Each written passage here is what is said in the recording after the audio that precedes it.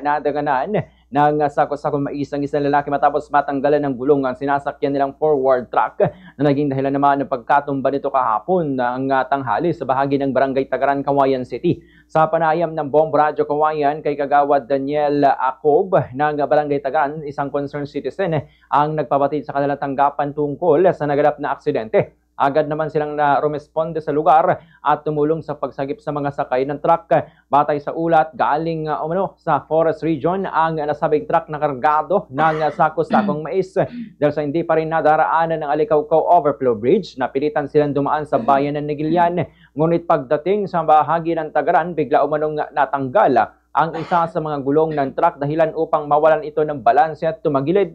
Nasa ibabaw ng truck ang biktima kasabang 7 pa nitong mga kasamahan nang mangyari ang insidente. Hindi ito nakatalon sa oras ng pagkakatumba ng truck at kaya naman nadaganan siya ng mga sako ng mais na bumagsak mula sa sasakyan. Agad namang rumesponde ang Rescue 922 at dinala ang biktima sa isang pagamutan kung saan siya nabigyan ng paunang lunas.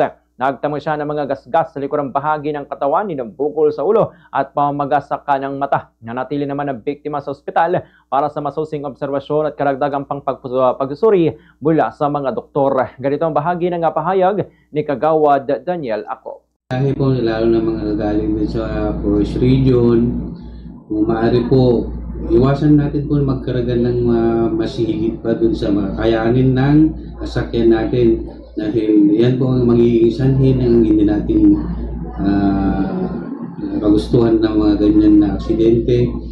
At sana hindi na maulit ito, ma'am, dahil mahirap po yung mga ganitong sitwasyon kasi wag din natin pilitin pa na kawan ng halimbawa man 100 lang ang dapat kargahin, wag din natin sobrahan kasi medyo palayo pa naman, ma'am, yung iikutan natin, ma'am.